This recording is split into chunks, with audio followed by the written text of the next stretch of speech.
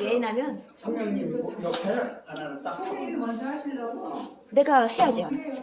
왜냐면은 내가 선생님. 예.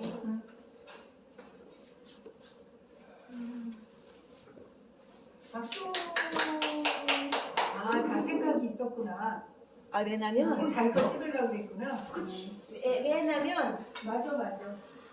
이렇게 신부단장을 하였는데 맞아. 여기 잘 안 알리는 거예요. 내가 보니까 먼 데서 찍으면 이 글씨가 잘 안 알려가지고 우리가 항상 언제 어디서나 여호와 하나님 예수 그리스도의 영광을 드러내는 게 오케이. 나는 이 자리에 있는 이유예요. 그래서 우리가 그 히브리서 2장에서 이 큰 구원에 대해서 말씀하신 것 자체가 성경 말씀에서 오늘 또 사랑의 말씀을 주시는 여호와 부모님 예수 그리스도 사랑 영생 구처회 박진애 증영 재영 자연 평강 평화번영 통일가족 여호와 하나님 사랑 박성민 안녕하세요. 예. 만주시 오신 지상천국 영생나라 여호와 조선하고 예수 그리스도 사랑 20대 대통령 영생당 총재 진행 진리 보의 사랑 3명의 말씀을 선포합니다.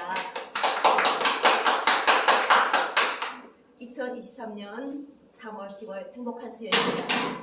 이렇게 또 오늘 한 사람에게 비록 10분이라는 시간이 주어졌지만 이 시간 동안에 우리가 결코 짧지 않은 그 시간을 우리가 잘 활용해가지고 큰 구원을 이루는 성령의 말씀이 함께 하셔가지고 이 발걸음이 헛되지 않도록 오늘 함께 합시다. 성경 말씀에서 큰 구원과 하나님이 주시는 안식에 대해서 말씀이 있어요. 그래서 이 큰 구원이 창시자를 누구인가? 이 사람이 무엇이기에 주께서 이렇게 생각하시는가? 그래서 우리가 다 예수 그리스도를 깊이 생각해가지고 나도 성령이 부르심이 없을 때는 예수 그리스도의 복음이었고 우리가 모든 육체가 여호와 하나님 예수 그리스도의 구원을 받는다는 그 구원이 은혜가 임한다고 이때 나에게만 은혜가 오신 것이 아니라 전 세계 인류에 여호와 하나님 예수 그리스도의 은혜가 오셨는데 아멘. 그럼 우리가 왜 이창호 정치평론가님이 제일 처음에 일본을 미워해서 한 게 아니라 이게 군대라는 것 자체는 전쟁이 준비돼야 되는 거예요. 전쟁. 우리가 군대를 보통 보게 되면은 이 전쟁을 하는 것이 준비되는데 그러면은 2차 세계대전의 참전국이었던 일본을 우리가 전쟁을 하지 못하도록 막아버렸잖아요. 근데 지금 다시 또 이게 자위대라는 걸 해가지고 일본이 젊은이들이 군대에 동원되게 되면은 일본이 종족이 없어지는 거예요. 왜냐면 전쟁은 군대를 만들고 무기를 사용해야 되고 싸움판을 만들어야 되니까. 근데 그것이 일본 땅이 아니라는 거지. 일본 땅에서 전쟁하는 것은 일본 땅이 아닌 다른 나라에 그 사람들이 파견돼가지고 싸우다 보면은 그 나라 아들과 딸들이 고생하는 거예요. 그래서 나는 이창호 정치평론가님이 물론 정치적으로 얘기했겠지만 우리가 우리가 그 참가정이라고 할 때 어느 부모가 내 자식의 전쟁판에 가서 총을 두고 남의 자식을 죽이는 걸 원하는 부모가 누구겠어요? 내 자식이 세상에 태어나서 부모에게 보다가 오래오래 같이 살다가 행복하게 사는 것 자체가 그 인생의 오랜 영혼속에 같이 남아있어야 되는 거 아니에요? 같이 그것이 바로 가장 큰 종교에서 으뜸이 가르치심이잖아요. 왜 하나님께서 아버지가 되시는가 하는 거예요. 하나님 마음도 같다는 거죠. 그래서 성경 말씀에서는 요한계시록에서 살인하는 것에 대해서 자꾸 말씀을 하시는 거예요. 살인하지 말라고. 살인하지 말라. 이런 이야기 자꾸 하시는 이야기가. 나도 구약의 성경과 신약의 성경을 읽을 때 사람들 자체가 여호와 하나님은 사람들이 많이 오해하는 부분이 있더라고요. 내가 성령의 말씀 함께 할 때 예수 그리스도의 복음으로 인해 가지고 예수 그리스도와 여호와 하나님께서 화목하게 하셔가지고 하나님과 관계를 화목하게 하시면서 결과적으로는 우리가 여호와 하나님 예수 그리스도를 정말 잘 알아가지고 첫사람 아담으로부터는 죄와 사망이 들어왔지만 살려주는 예수 그리스도의 복음으로 인해 가서 살리는 영이 임함으로 해가지고 우리가 현재 이 복음이 큰 구원이 임하였다는 것 자체가 대한민국에서 예수 그리스도의 재강림이 가지는 가장 큰 우위라 이거죠. 그래서 어린 양의 혼인잔치에 청함과 택함을 받은 자들에 대해 말씀하시면서 현재 우리가 말씀을 함께 할 때는 그 삶 자체가 다 우리가 청함과 택함에 같이 있다는 거예요. 성경 말씀에서는 청함을 받은 자는 많으나 택하심을 입은 자는 적다고 하셨는데, 내가 어제도 이 다른 교회 목사들과 함께 해보니까 내가 느꼈던 것이 무엇이었냐면요, 이 목사의 직분이라든지, 우리 이종택도, 이종택 목사님이라잖아요. 근데 제일 처음에 한명님 목사님이 이야기하실 때 기독교가 영적 깊이가 높은 사람들 있는가 보면 아예 초보적인 그런 사람도 있다. 다 기독교라 해서 다 영적이 같은 게 아니라 이끌어주는 관계에 있는 기독교지, 다 같은 수준이 아니다, 이렇게 이야기하시는 걸 나는 이해하는 이유가, 우리가 그렇게 봐도 제일 처음에는 밑작업이 만들어지는 거예요. 하나님을 알도록 제일 처음에는 가정에서 효도를 하면서 점점 이게 마음의 영역을 넓혀져 가지고 대통령도 될 수도 있고, 그렇죠? 그리고 또 그 우리 장호 정치평론가님이 대통령의 때를 못 얻던지 간에 보이는 것에서 말씀을 선포하는 거, 이거 자체는 얘처럼 이 역사적으로 봤을 때, 역사의 관점에서 봤을 때 자유대가 이제처럼 되게 되면은 사죄하지 않으면은 자유대를, 그럼 사죄하면 자유대를 만들어내는 거 하는 거예요. 또 그렇지 않단 말이에요. 우리가 이 전쟁이라는 걸 다 겪어본 나라가 전쟁 때문에 아들, 딸들을 많이 잃었잖아요. 전쟁에서 많이 잃은 거예요. 그러니까 우리가 그런 시대의 아픔을 다 가지고 있는 사람들인데, 그들이 사죄하든 안 하든지 간에 우리는 이제는 군대가 아니라, 군대 영역을 강화하는 게 아니라, 우리가 이 땅에 태어나서 우리 노력으로 잘 먹고 잘 살고 있는 하늘에서 좋은 은사를 받아가지고 좋게 우리가 활용을 하라는 거예요. 이제는 서로 사랑한다는 것은 물질적 풍요에서 욕심을 세우고 채우고 해가지고 썩을 정도까지 이렇게 하는 것이 아닌, 서로가 그것을 우리가 물을 흐르듯이 교류하라는 거죠. 아멘. 그래서 남과 북의 통일이 그렇게 중요한 거예요. 이 남북의 통일 자체가 내가 오늘 이 말씀을 가지고 왔는데, 여기는 내가 요 앞에서 이렇게 강의하는 이유가 있는 이유가, 이 책을 좀 보여주고 싶었던 거예요. 여기서 여기서 참가하실 분들은 이 말씀을 다 아실 거예요. 여호와 하나님 말씀에 대해서 아시는데, 내가 청와대 갔는데 그냥 간 게 아니라 예수 그리스도의 복음은 우리가 그 혼자 살다가 부부를 만나는 그 인연, 성경 말씀에 돼 있어요. 그래서 대통령들이 그냥 대통령이 되는 게 아니라 아버지를 만나는 인연도, 부모를 만나는 인연도, 부부를 만나는 인연도, 대한민국 국민과 만나서 어떻게 우리가 그 시대를 이끌어왔는지에 대한 그 역사의 수록이 되어 있는데, 대통령들과 부인들과 따로 떨어져 있던 거예요. 예, 그래서 성경 이 책을 보면서 내가 기도했더니, 이렇게 다 이 시대에 우리가 이스만 대통령과 함께 했던 부인에 대해서도 우리가 보게 되면은 어떻게 미국 사람하고 이스만 대통령이 결혼을 하지?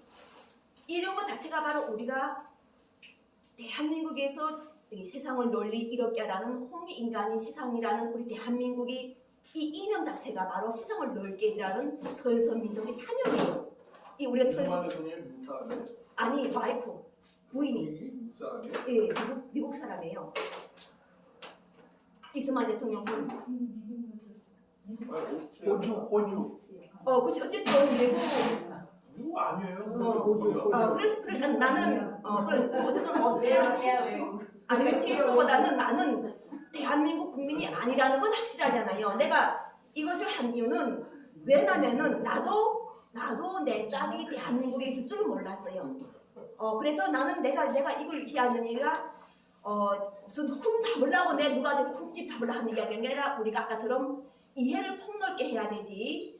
나는 이것이 관심 있어서 보는 게 아니라, 우리가 보통 동양인과 서양인으로 할 때 서양인을 받아들이지 않던 대한민국의 양반적인 그런 문화를 깨고 이스만 대통령이 여성을 데리고 들어왔단 말이죠. 그래서 쉽지 않게 대한민국이 건국을 했댔어요. 그때서 김일성 주석도 건국을 하는 게 쉬운 건 아니었어요. 김일성 주석은 나이 드신 분이라는 것 자체가 막 유연되면서 젊은 사람을 불신하는 이러한 것 자체가 힘든 상황에서 했지만, 결과적으로는 우리가 현재 이거 가지고 다투고 싸우고 호모 잡고 하는 게 아니라, 동양인이나 서양인이나 80억 인류는 하나님이 사랑하는 자녀들이라는 거예요. 우리가 이렇게 할 때 뭐 오스트랄리아, 미국인이요, 뭐 중국 사람이요, 미국 사람이요, 일본 사람이 하는데 군대라는 이 사명 자체는 어느 나라 군대나 싸우게 되는 사명을 하게 됐고 전쟁에 동원된다는 거예요. 내가 겪어봤던 게 딱 한 번 내가 북한에서 겪어봤던 게 군대를 건설에 동원되는 건 내가 봤는데 대신 돈을 안 받고 했기 때문에 훗날에 꼭 부작용, 징병 같은 문제가 발생하는 거예요. 무료로 돈을 주고 무료로 하다 보면은 그것에 대해서 돈을 받겠다는 세력과 돈을 주지 않겠다는 세력이 생기면 또 싸움이 생기는 거예요. 그래서 우리가 지금처럼 할 때 하나님께서 요한계시록에서 나는 이루었다 이렇게 하시는 이 말씀이 나는 알파와 오메가요 처음과 마지막이요 시작과 마침이라고 하시면서 무엇을 하나님께서 이루신가? 우리에게서 아픈 눈물, 아픔이라는 이러한 것 자체를 하나님께서 하게 첨단해 주시고 이러한 것 자체를 이루셨다는 것 자체가 우리 지구가 온 통통치가 우리가 하나라는 거예요. 우리 지구가 하나님께서 여호와 하나님 예수 그리스도께서 함께 하셔가지고 사랑하는 속에서도 함께 있었고 아픈 속에서도 함께 있었는데 아픔이라는 것 자체가 있게 되면 병이 들고 병이 들다 보면은 사람이 노쇠해지고 취약해지는 거예요. 근데 그 속에서 사람도 다 달아나는데 하나님은 그 속에서 성령으로 역사하셔가지고 그 사람을 병든 자를 일으켜 세워주시고 말씀을 살려내시고 하시면서 그 사람을 일으키시는 걸 찬양을 통해서 나는 알게 되면서 대한민국에서 우리가 누구나가 생명을 가진 사람은 여호와 하나님 예수 그리스도 사랑이 그 속에서 임하고 계시는구나. 하나님은 그 사람을 이끌어 올리고 계시구나. 나는 이걸 알게 됨으로 인해 가지고 우리가 건강한 정신과 건강한 육체를 해가지고 건강한 대한민국이 여기 영이 깃들잖아. 영혼이 우리가 건강하다는 것은 대한민국에서 자꾸 6천년 동안에 홍리인간이 이념을 실천한 국민이라고 누구나가 이야기해요. 세상을 널리 이롭게 하라고 했는데 창조의 말씀에서도 하나님께서는 여섯째 날을 이롭게 하셔가지고 우리 사람들에게 하나님의 형상을 닮은 사람들에게 세상을 널리 이롭게 하는 이러한 다스리는 권세를 주셔가지고 하였습니다. 근데 성경 말씀에서 보실 때 결과적으로는 예수 그리스도를 믿지 않는 것 자체가 죄라고 하는 이 자체는 예수 그리스도를 우리가 알게 되면은 여호와 하나님 예수 그리스도의 큰 구원 속에 들어간다는 것을 성령을 통해서 알게 되는 거예요. 이 사람이 만든 창조주를 잘 모르면은 자기가 옳다고 하고 상대에게서 계속 결점만 생각해요. 이해하고 폭넓게 하고 저 사람 말하는 관점을 생각해가지고 생각을 하는 것 자체를 바로 오직 기준을 여호와 하나님 예수 그리스도의 기준을 두고 그것이 본보기를 두고 있는가 이것 자체가 바로 하나님보다 높아지지 말라는 이 말씀인 거예요. 여호와 하나님 예수보다 높아지지 말라. 그래서 여호와 하나님 예수의 이름을 부르는 거예요. 내가 박진희라는 이름이 없어서 부르는 게 아니라 여호와 하나님 예수 그리스도의 이름을 선포하도록 하시고 큰 구원이 이뤘다는 걸 알게 하셨기 때문에 선포하면서 인해 가지고 메시아의 사명이 얼마나 어려웠다는 것을 나는 그분들의 과거를 통해서 알았기 때문에 한학자 총재님은 나의 길을 막지 않고 방조한다는 걸 나는 알고 있어요. 나는 알고 있다는 거죠. 왜냐하면 메시아가 그만큼 어려웠기 때문에 그 어려운 사람들과 사랑을 해가지고 그 이름과 함께하는 사람들과 함께하는 것 자체가 그분이 독생금해갖고 독생녀라고 하시면서 이야기하시는 그분이 사는 걸 나는 알았기 때문에 여호와 하나님 예수 그리스도의 사랑이 함께 하셔가지고 우리가 그 가장 큰 구원이 이룰 때는 바로 정말 큰 혼란이 온다는 거예요. 내가 알았던 것이 다가 아니 바로 여호와 하나님 참 하나님과 예수 그리스도를 알아가지고 대한민국의 통일에 우리가 어떻게 함께 하여 나갈 것인가에 대해서 말씀을 주시는 말씀이 그 속에서 나오기 때문에 그 말씀을 들어야 되고 함께 되고 우리가 지금처럼 잘 사는 자나 못 사는 자나 어려운 사람이나 부유한 사람이나 하나님으로서는 다 쏟아가신 예수 그리스도의 말씀을 인해가지고 우리가 누구나가 다 그 성령의 법으로 우리가 구원을 이뤄가지고 함께 연합하는 모든 한 사람들이 구원의 말씀이 우리 속에서 하나하나 퍼져나와서 결과적으로는 큰 사랑체가 되도록 우리가 오늘 함께 하면서 말씀을 마칩니다. 사랑합니다. 감사합니다.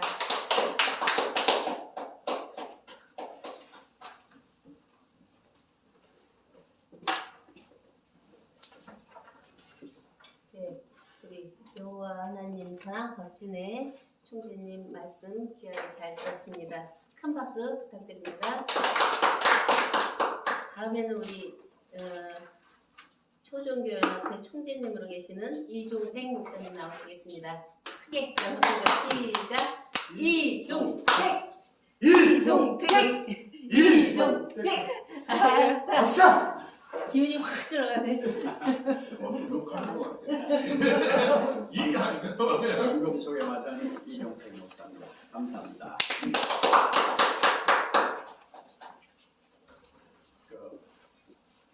오늘은 기독교적인 면하고 일반적인 면에서 생각하고 있는 영생 문제를 가지고 조금 말씀을 드려볼까요? 이 기독교에서 영생은 영원히 사는 것도 그 안에 깃들여 있지만 중요한 것은 거룩함에다가 초점을 둬요. 거룩한 영생. 그러니까 오래 사는 그 자체는 일반적인 측면에서 하고 있는 일반 계시라고 이렇게 얘기할 수가 있겠죠. 그런데 기독교에서 주장하고 있는 영생은 거룩함에 이르는 것이다. 이렇게 말씀을 드릴 수가 있겠는데요. 짧은 시간이니까 그냥 요점만 이렇게 말씀을 드린다고 하면은 요한복음 17장에서 이제 주로 말씀을 드리는데요. 예, 안녕하십니까. 영생은 곧 유일하신 참 하나님과 그의 보내신 자 예수 그리스도를 아는 것이니라 하는 면을 초점을 두고서 이제 기독교적인 상황에서 영생하고 유일하신 참 하나님 그의 보내신 자 예수 그리스도를 말씀을 하겠는데 17절에서 보면은 저희를 진리로 거룩하게 하옵소서. 아버지 말씀은 진리입니다. 여기가 이제 초점이 되죠. 기독교는 영생에 대한 초점이 저희를 진리로 거룩하게 하옵소서. 아버지 말씀은 진리입니다. 여기서 이 아버지 말씀에 대한 진리가 지금 이제 어떻게 보느냐에 따라서 또 이제 보는 관이 많이 이제 차이가 나는데요.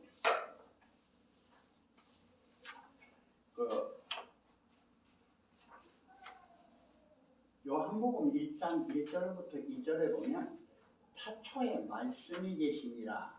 이 말씀이 하나님과 함께 계셨으니 이 말씀은 곧 하나님이시라. 그래서 말씀이 3번이 나와요. 그래서 타초 안에 이 자체를 천주교나 기독교에서는 삼신으로 봐요. 삼위일체로 본다고 말이죠. 이것은 이제 삼영으로 이렇게 표현을 하는데 우리 안에서 이야기한다면 우리들의 육체가 있는 단생적인 면에서의 정신, 그런가 하면 이제 깨달았다고 하는 어떤 영적인 세계, 또 이념적인 세계, 종교적인 세계에서 일반적인 신관이라고 하는 정신세계, 그런가 하면 그 자체를 있게 한 생명세계. 근데 생명세계인데 자연생명세계를 하나님 안에서의 영생으로 봐요. 자연도요. 근데 말씀적인 면에서는 영생으로 안 봐요. 불변 변화하는 자연세계 자체는 영생으로 보는데 말씀세계에서는 영생으로 보지 않고 말씀으로 지음받은 천지를 말하기 때문에 이 천지는 떠나가고 새하늘 새 땅이 임하는 면을 이제 영생으로 이제 표현을 계시록 21장에서 하죠. 근데 여기서 이제 착각들을 많이 해요. 그 세계가 온전한 세계인 줄 아는데 그 세계도 하나님이 지은 새하늘 새 땅이에요. 고린도후서 17장에서 우리는 새로운 피조물이라 그리스도 안에서 새롭게 지음을 받았느니라. 그래서 영적인 피조가 되어져요. 영적인 피조. 그것을 양자다 이렇게 표현을 하잖아요.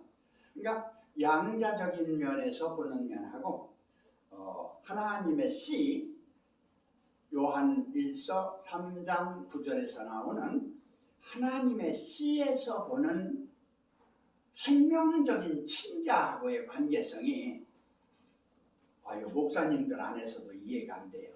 예수님이 유대교에서 유대교 성전을 가지고 이야기를 하는데 예수님의 말을 전혀 이해를 못해가지고 십자가에 못 박았잖아요. 그와 같이 오늘날 2000년이 되어서 영적 세계를 넘어서 이제는 아버지의 친자, 오늘날 내가 너를 낳았다고 하는 친자의 세계가 이제 도래됐다. 그래도 이해가 안 되고 그런 소리 하면 이단이다 그렇게 표현을 할 수밖에 없다 그래요. 그런데 하나님의 친자가 이단이겠어요? 양자가 이단이겠어요? 양자. 친자. 아니 양자. 아 이단이라니까. 친자는 자기가 직접 난 자기 생명이고 양자는 자기가 낳은 생명이 아닌 다른 생명 안에서 적붙임을 받아가지고 아버지라고 하는 면이기 때문에 이단이 없지 않아요? 아니 거기서 이제 이단이 나오면은 양자에서 나올 수가 있어요 많이. 그런데 중요한 것은요 친자에서도 나온다는 거예요. 친자에서도. 친자에서 나오는 것은요 어떤 면에서 나오는 거 아니요? 이 세계적인 역사를 보세요. 왕통에서 아버지의 권력을 엄마가 마음에 안 들어서 엄마를 제거시키고 자기 아들을 왕으로 세우려고 했던 그런 왕비들이 많아요. 그 놀랍지 않아요? 그런가 하면 자기 아버지를 제치고 자기가 왕이 된 사람도 있어요. 그런 면에서는 저도 그 자손의 한 사람입니다. 우리 이태조를 제치고 다섯째 아들인 방자원자 되는 그분이 왕위에 오른 다음에 첫째, 둘째를 제치고 셋째가 이제 세종대왕이 됐는데 세종대왕이 제18대 조상이에요. 그 다음에 이제 임명대원군이 제17대 조상이고 그 다음에 세조로 내려오면서 임명대군의 아들이 세조의 편에 들어가지고 아주 난리를 친 것이 우리 집안들인데 그래서 이제 한동안 또 피난 가는 면에서 우리 이제 논산 충남으로 와가지고 우리 지금으로부터 6대조 할아버지가 거기 자리 잡아가지고 첫 번에 와서 좀 이렇게 있다가 지금으로부터 이제 5대조 할아버지 때부터 이제 재산을 좀 모아가지고 우리 4대 할아버지 때는 고궁방 일대가 전부 우리 땅이 정도로 됐는데 그건 조그만해요. 넓질 않아요. 그냥 피난 와서 살려고 하는 거니까 그냥 우리 먹을 만큼은 돼서 그래도 이제 잘 살았는데 우리 아버지 때에 그 자체를 다 없앴어요. 그래서 저는 어렵게 살았어요. 오늘은 지금 현재 태초의 말씀이 계시냐 이 말씀이 하나님과 함께 있었으니 이 말씀은 곧 하나님이시라. 여기서 이게 이제 제가 보는 견해입니다. 이단 문제는 여기에서 딱 모든 게 결정이 나야 돼요. 이단 문제가 다시 말하면 태초라고 하는 시원점을 어떻게 보느냐 하는 거예요. 다시 말하면 태초라고 하는 시조, 원조, 근원, 태조, 타상 그 첫번 시작한 그분을 어떻게 보느냐에 따라서 성경을 보는 관이 엄청 달라지는데 유대인들이 보는 처음과는 엘로힘 여하의 여호와 하나님을 다 믿는데 여호와 하나님을 기본으로 해요. 이 여호와 하나님은 한글로 이렇게 번역된 면이고 원은 여호와 하나님이거든요. 그 여호와 하나님은 어떤 격인관이 성자격이에요. 여호와 하나님이. 그러니까 여호와 하나님 자체를 눈의 아들이라고 했는데 계시록 1장에서도 나오고 이제 전체적인 나오는 면이 영, 눈, 등, 뿔. 이 자체는 누구를 가리켜서 말하고 있는 거 아니? 독생하신 예수 그리스도를 가리켜 말하고 있거든요. 예수 그리스도를. 그래서 여기서 2절에서 그가 태초에 하나님과 함께 계셨고 하는 면은요. 이게 다시 시발점으로 근원점으로 원점으로 출발하는 시점이에요. 만물이 그로 말미암아 지은 바 되었으니 지은 것이 하나도 그가 없이는 된 것이 없느니라. 그래서 만물 구원적인 상황은 넘어가지 않고 만물 안에 오신 생명적인 상황을 근본으로 하고 있다. 그래서 이 생명적인 상황을 여기에서 18절에서 우리가 다 18절 본래 하나님을 본 사람이 없으되 그래서 사람으로서 내가 메시아다 그러면 이 정통적인 신학에서는요 안 믿어요. 천주교도 안 믿고 개신교도 안 믿고 그래요. 정통적 신앙은요 본래 하나님을 본 사람이 없으되 아버지 품속에 있는 독생하신 하나님이 나타나셨네요. 아버지 품속에 있는 독생하신 하나님만 메시아고 구세주고 오늘날 우리의 왕중왕이고 주중주이다. 이렇게 보는 것이 영생의 초점이다. 이렇게 말씀을 드릴 수 있고 제 말씀을 여기서 마치겠습니다.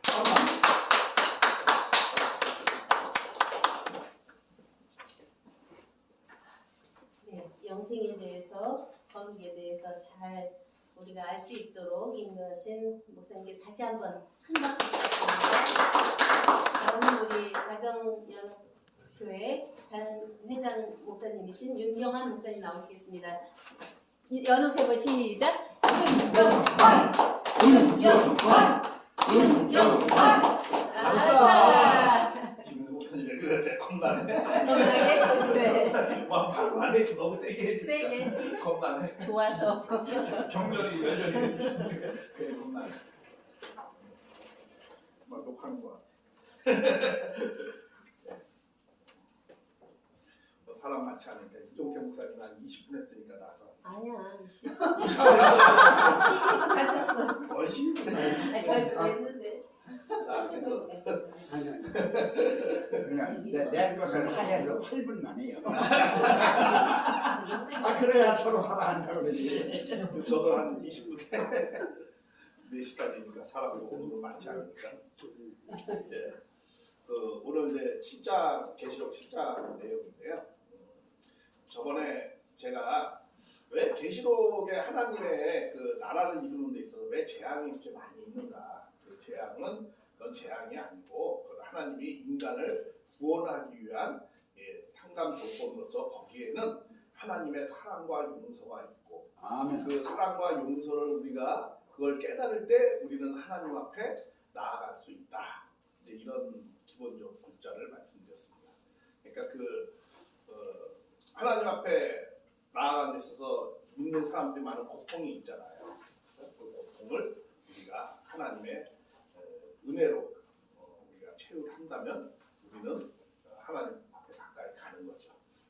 근데 하나님 앞에 불리움을 받아서 우리가 그 고통을 받을 때 그것을 정말 하나님이 계시냐, 계시면 왜 나를 이렇게 하느냐라고 생각할 때 그때 우리가 이제 하나님하고 멀어지는 거죠. 그래서 그런 내용이 신앙하는 사람에 있어서 큰 시험입니다. 사실 그런 걸 잘 깨달아야지 됩니다. 신앙을 할 때. 그리고 그래서 이 요한계시록도 보면은 그 인을 뗄 때마다 큰 재앙이 있잖아요. 그 인을 떼서 뭐 하려고 하는 거예요? 하나님의 복귀, 구원 섭리를 하려고 하는 거거든요. 그래서 그런 내용의 그 하나님 앞에 나아가면서 어떤 탕감을 통해서 하나님 앞에 나아간다라는 그런 그 탕감의 법칙을 모르면은 하나님의 구원의 은사를 전혀 깊이 우리가 채우라거나 깨달을 수 없습니다. 네, 오늘은 그 연장선상에서 오늘은 이제 7장을 하는데 이 7장에는 이제 7장 1절에 보면 2일 후에 이렇게 시작합니다. 2일 후에 이게 2일 후에가 계시록에는 6번이 나옵니다. 그래서 여기에서 2일 후에라는 내용은 요즘 세 번째가 두 번째가 이제 되는데 그러니까 앞에 그 장면을 보여주고 그 일곱 일을 뗄 때 이러이러한 내용들이 이렇게 있다라는 거예요. 그런데 여기서 어떻게 하냐면 그 일곱 일을 떼는데 네 바람을 이렇게 막는 게 나와요.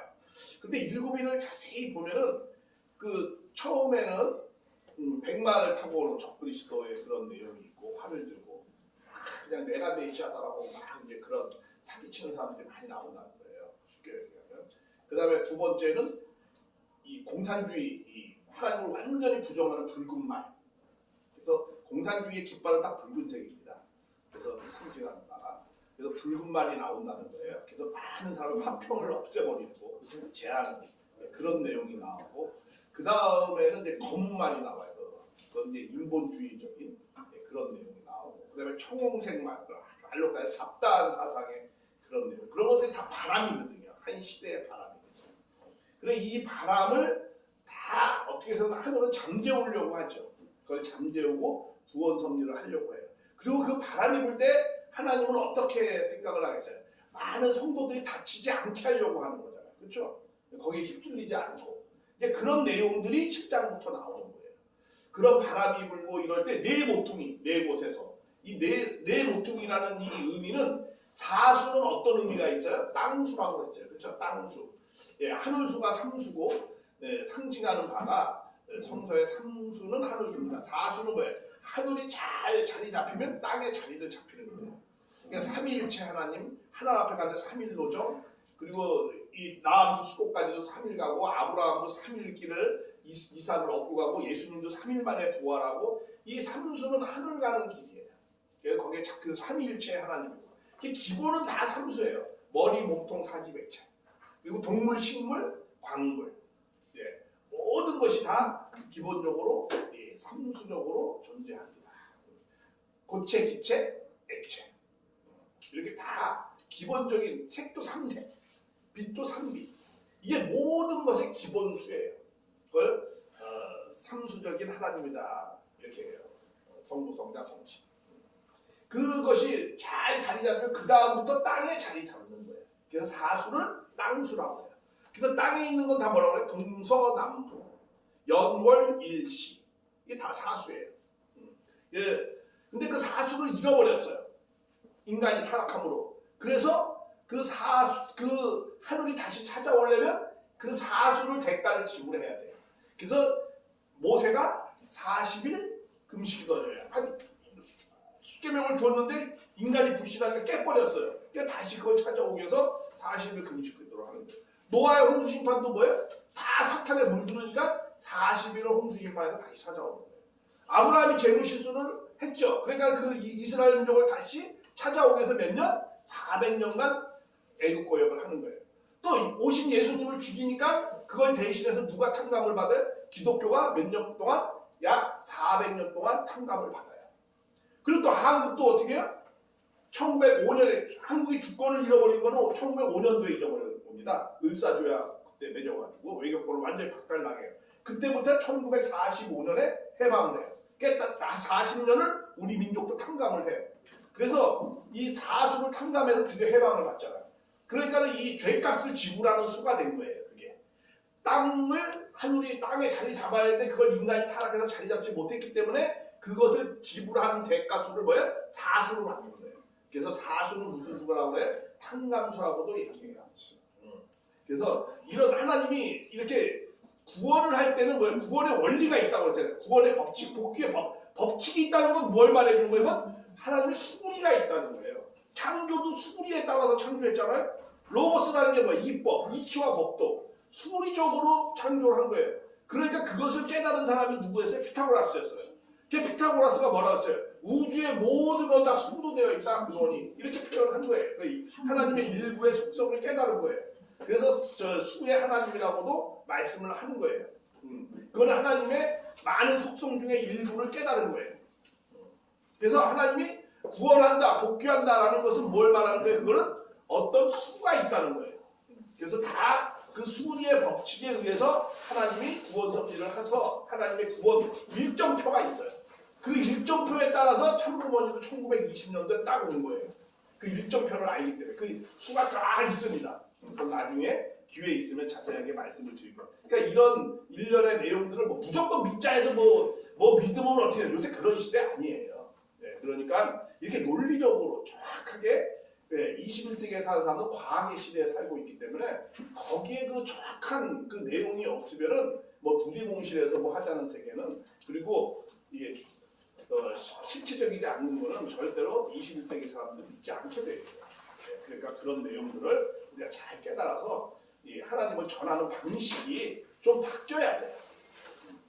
그래서 그런 내용들을 잘 깨달았으면 좋겠습니다. 그 원리의 내용은 이 새 말씀, 이 재림주님이 가져온 원리의 새 말씀은 그런 21세기 사람들에게 말씀을 정확하게 전해주기 위해서 적혀져 있는 거예요. 그래서 아주 논리적으로 그렇게 적혀져 있습니다. 나중에 기회 있으시면 자세히 보시길 바라고요.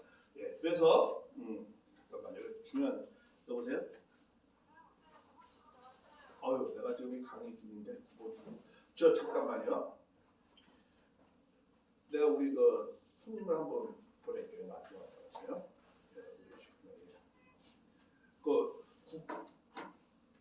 변주환 목사님 죄송하지만 9번 출구에 그 여자 식구가 오늘 저하고 면담하려고 하는 식구가 예, 1호선 그 소방서 옆에 거기 여자분이에요. 중년 여자인데 지금 우리 제 방에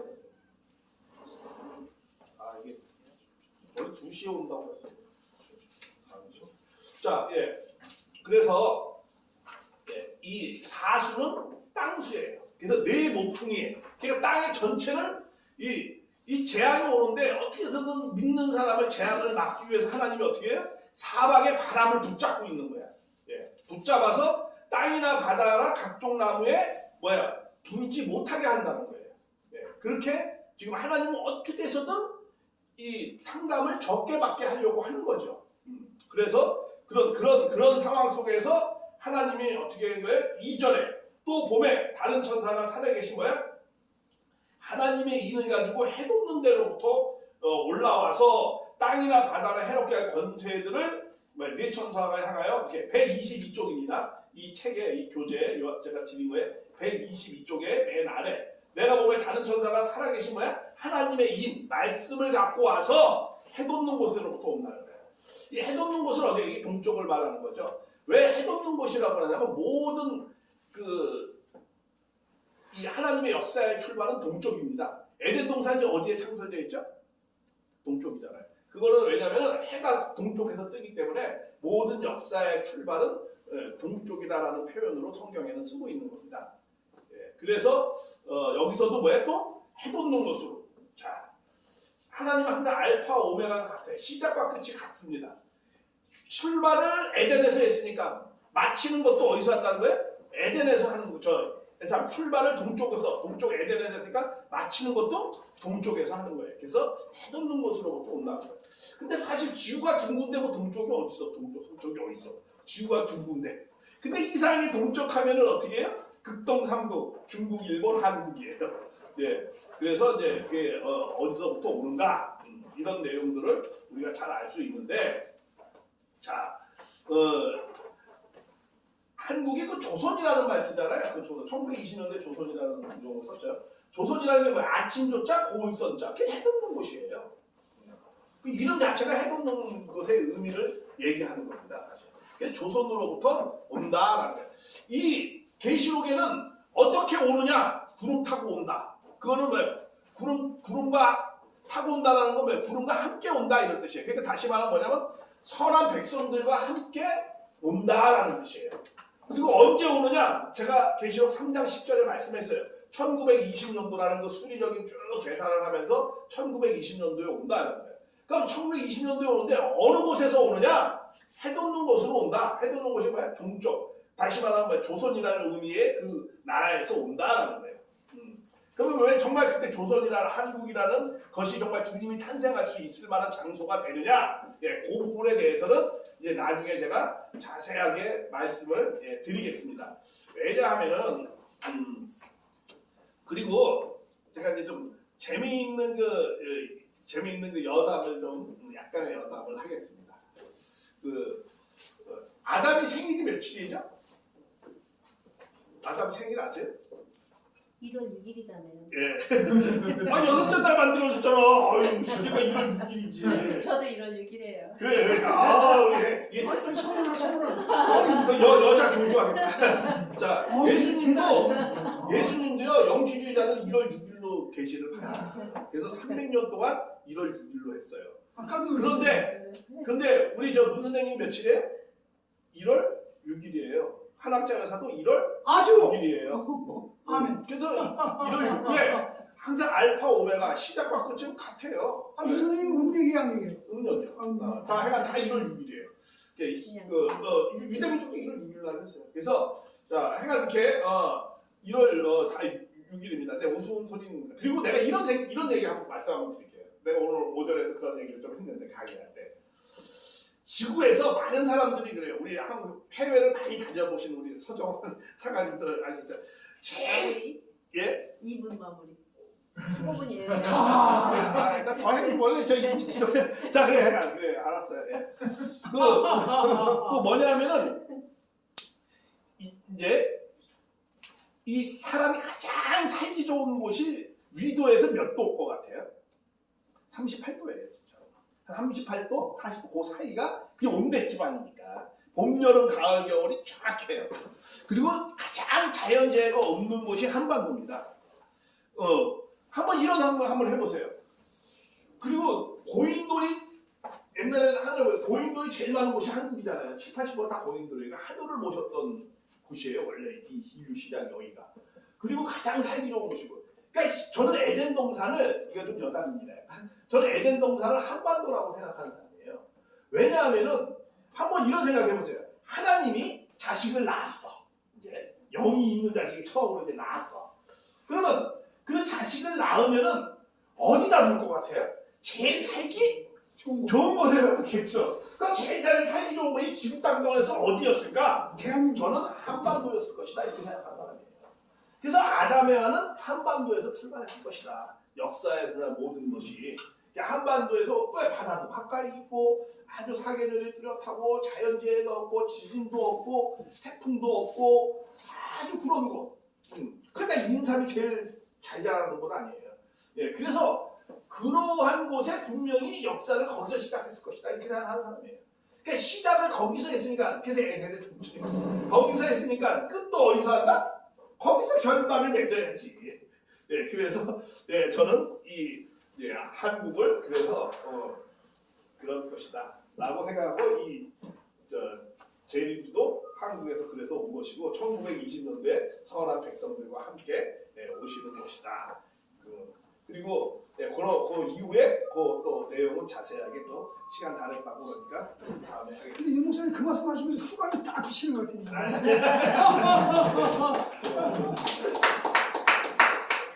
우리나라에 그리고 이곳에 이제 큰 소망을 주신 우리 윤경아 목사님께 큰 박수 부탁드립니다. 다음은 우리 김인순 목사님 나오시겠습니다. 연호 세 번 시작. 김인순, 김인순, 김인순. 아싸.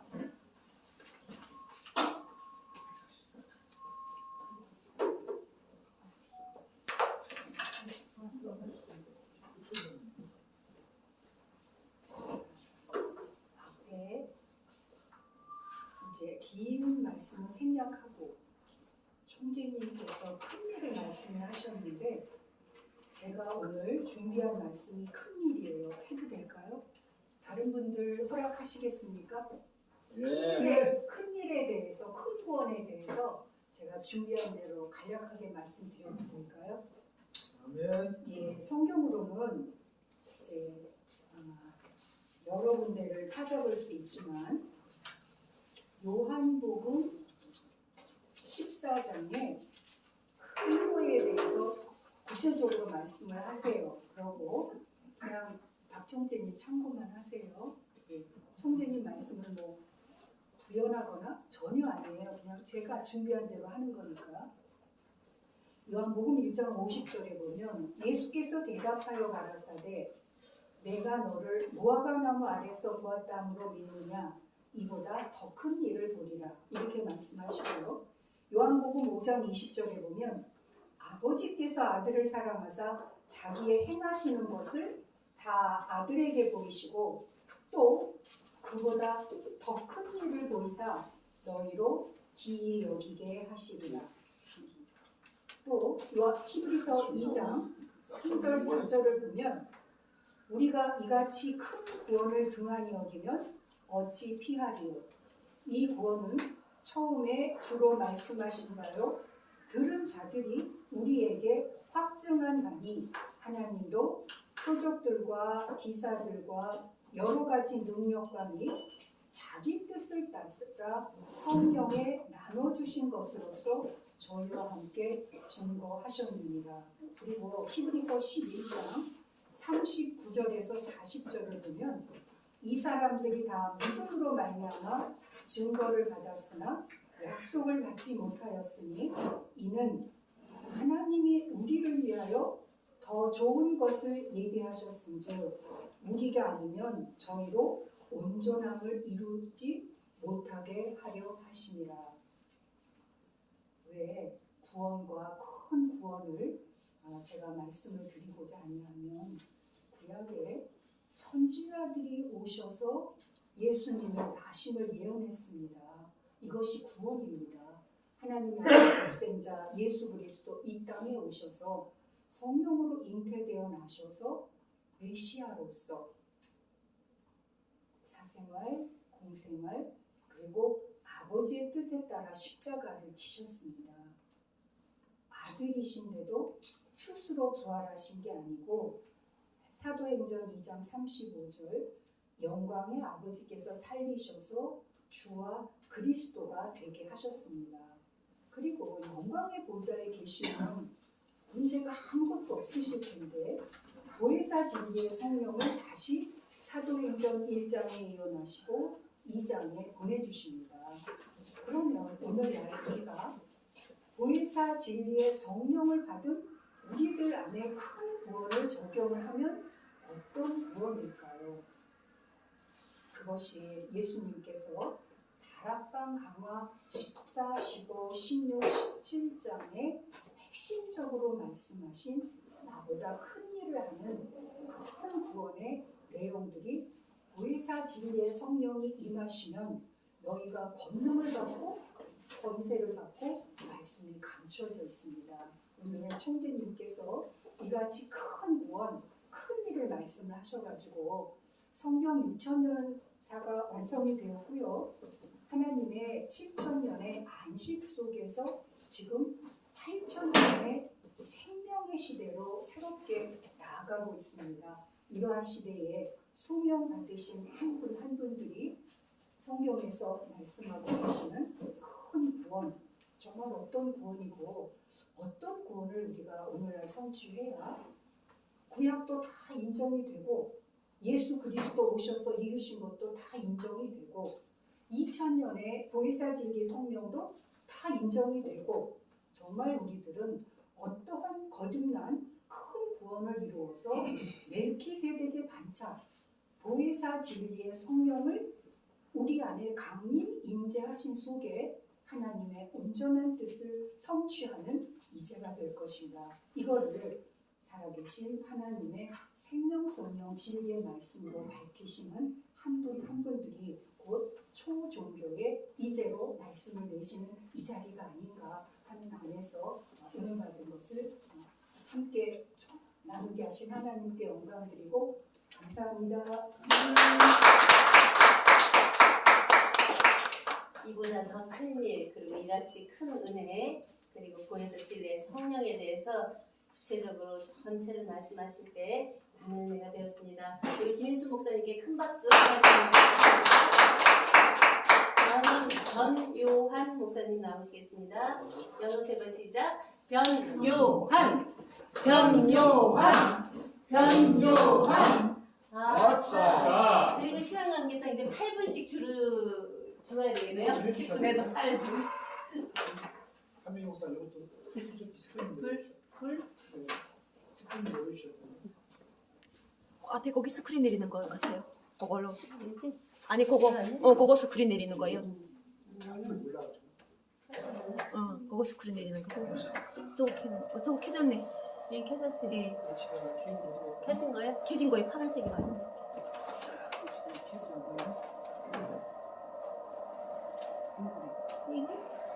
코드? 코드?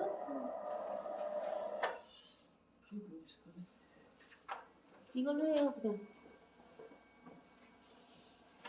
이걸로. 일단은 시간이 얼마?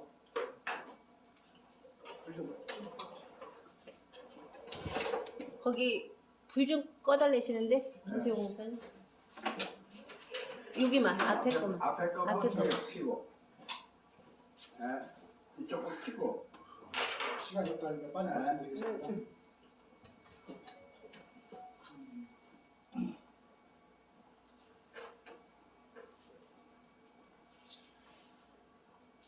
오늘 주제는 천국입니다. 먼저 저를 소개하겠습니다. 저는 변요한 목사입니다. 안 나오네. 기다려. 파란불로 바뀌어야 돼. 그래서 말씀으로 먼저 하세요 좀. 오늘 제가 준비한 주제는 천국입니다. 우리 많은 크리스찬들 또 여기 또 신천지 또 오신 또 목사님도 계시고 또 기타 여러분들이 많이 계시는데 가장 궁금한 것도 천국입니다. 이렇게 천국은 장소의 개념이 아니다. 뭐 이 정도는 다들 알고 계시고 여기 이 자리에 앉아 계시지 않을까 싶습니다. 그래서 왜 천국은 장소 개념이 아니냐 라는 부분을 가지고 조금 원어를 통해서 깜빡. 다시 한번 눌러야 돼. 나왔는데 나왔다 이제. 아니요. 조금 시간이 걸리고. 천국을 가장 먼저 잘 언급한 것이 하나 누가복음 10장 21절이죠. 여기 보시면 제가 읽어드렸습니다. 슬라이드 안 나오는데요. 누가복음 17장 20절에 보시면 여기 볼 수 있는 사람이 봐야 돼.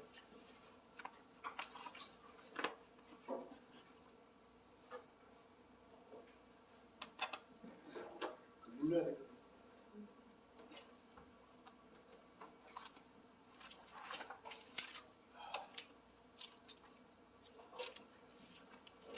자, 좀 말씀드리겠습니다. 오늘은 말씀으로만 하세요. 누가복음 17장 20절에 보면 이렇게 묻습니다. 바리새인들이 하나님의 나라가 어느 때 임하나이까? 어느 시점을 물어봤습니다. 어느 때 임하나이까? 묻거늘 예수께서 대답하여 가르치되 하나님의 나라는 볼 수 있게 임하는 것이 아니니 핵심은 21절입니다. 또 여기 있다 저기 있다고도 못하리니 하나님의 나라는 너희 안에 있느니라. 아멘. 자, 그러면 분명히 누가복음 10장 21절은 하나님의 나라는 우리 안에 있다고 얘기했었습니다. 예수님이. 근데 우리는 왜 우리 안에 있는 하나님을 보지 못할까요? 하나님의 나라는 분명히 우리 안에 있다고 했는데 하나님의 나라는 너희 안에 있느니라 언급했습니다. 근데 왜 우리들은 우리 안에 있는 하나님의 나라를 왜 보지 못할까요? 자, 여기에 계신 많은 분들, 목사님들 자신 있게 언급할 수 있는 분. 예? 자신 있게 언급할 수 있는 분. 어떻게 다시 한번 말씀. 하나님의 나라는 너희 안에 있느니라. 네? 하나님의 나라는 너희 안에 있느니라. 예수님이 얘기하셨습니다. 내 안에 내 안에 있다고 했습니다. 그건 잘못된 게 아니고요. 예. 그거 잘못장 예. 22절에 인자이나 하루도 아니. 못한다는 게 쭉 나왔는데 제가 저희 지금 안에 있다는 얘기는 서기관과 발생 중에 예수님이 천국이라는 얘기예요.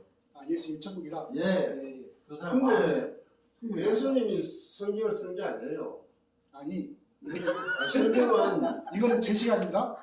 꼭 물어보니까 묻지 말고 그냥 하세요. 물어보지 묻지 말고 그냥 가기만 하세요. 질문하면 안 돼. 묻지 않으면 이야기 안 합니다. 자기 주권이 넘어가 버려요. 원문을 보여드리면 박수 주권이 여기 넘어가 보면 자기 아는 하나님의 나라는 너희 안에 있는 아니가 아는 한다는 거 헬라어로 보면 엔토스란 말입니다. 엔토스. 근데 그